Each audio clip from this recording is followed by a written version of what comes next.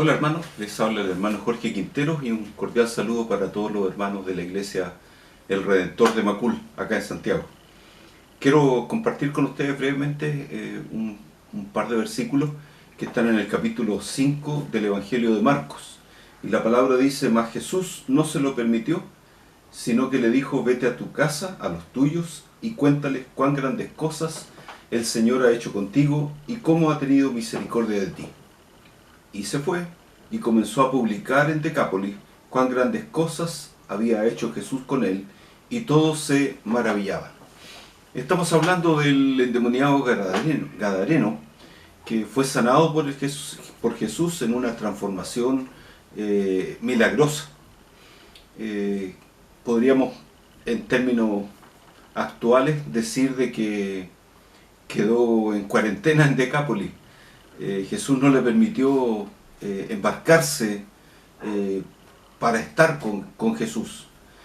Ahora, digamos que el endemoniado de Gadara nunca quizás había tenido la oportunidad de ser bien tratado por los pobladores de la zona, porque obviamente su conducta, su comportamiento, aunque muchas veces lo habían tratado de controlar, atándolo con grillos y cadenas, como dice el pasaje en los versículos anteriores, era una persona violenta e impredecible.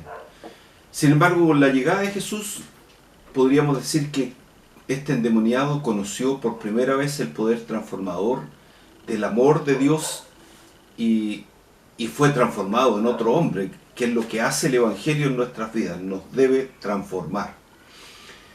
¿Cómo es de entenderse? Este nuevo hombre, este nuevo varón, no encontraba nada atractivo quedarse en cuarentena en Decápolis, donde había pasado tanto tiempo y donde había vivido atormentado, quizás aislado y quizás lejos de todo indicio de afecto que él pudiera recibir. Al retirarse Jesús en la embarcación en la que había llegado, este endemoniado o ex endemoniado no dudó en rogarle al maestro que lo llevara consigo. Bueno, esta es la tendencia que todos llevamos dentro de cada uno. Es el deseo de retener aquello que nos hace sentir bien y prolongar indefinidamente experiencias profundamente gratificantes en las que nos disfrutamos y gozamos. Seguramente este mismo deseo fue el que llevó a Pedro a exclamar en el monte, en la transfiguración: Maestro bueno, es para nosotros que estemos aquí, y hagamos 3 enramadas, una para ti, otra para Moisés y otra para Elías, como dice el capítulo 9 de Marcos en el versículo 5. Podríamos decir que nadie quiere que la fiesta termine. Cristo, sin embargo, sabía que la mejor manera de retener una bendición era compartirlas con otros.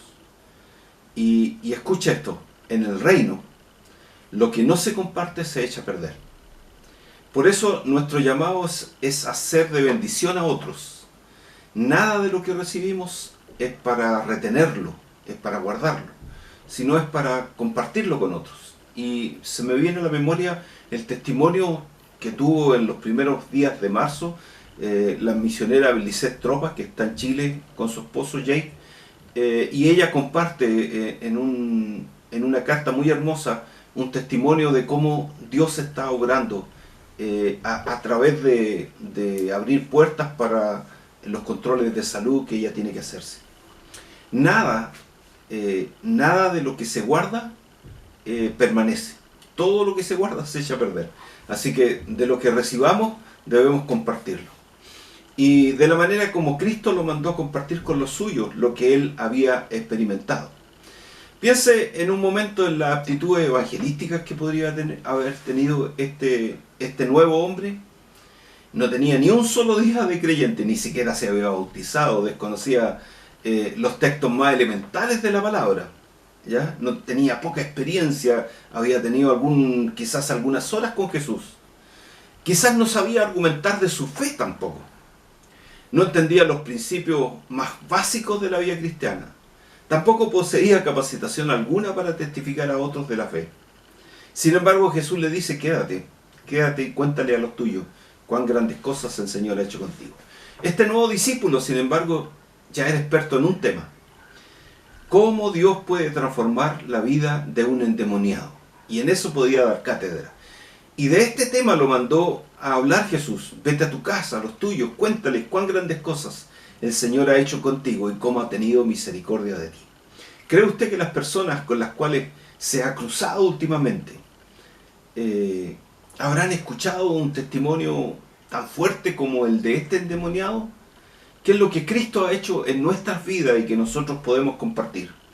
Seguramente la gente que escuchó el testimonio de este endemoniado probablemente ni siquiera lo dudó, porque era tan fuerte, era tan vívido la experiencia de este nuevo hombre, de tal manera que seguramente hablaba con una convicción nacida de una experiencia tan dramática como la de haber sido transformado milagrosamente por el Señor.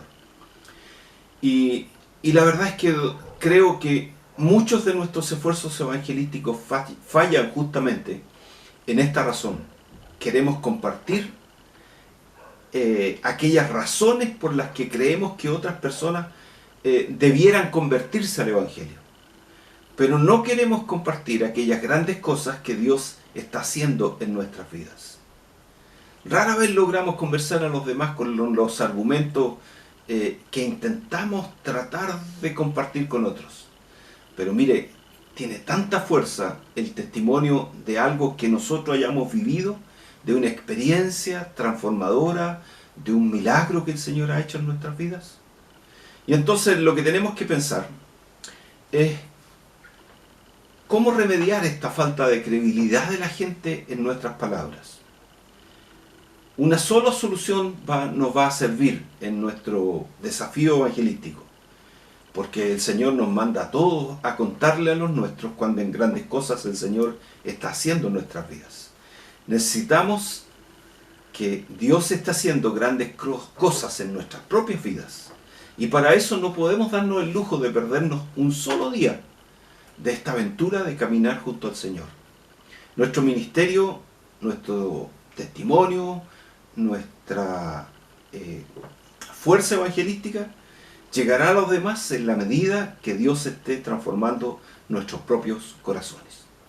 Desde aquí, de la intimidad de mi hogar, iniciando esta cuarentena obligatoria para los que vivimos en Ñuñoa y otras 6 comunas del Gran Santiago, les dejo esta experiencia. Recuerden, el testimonio hay que compartirlo.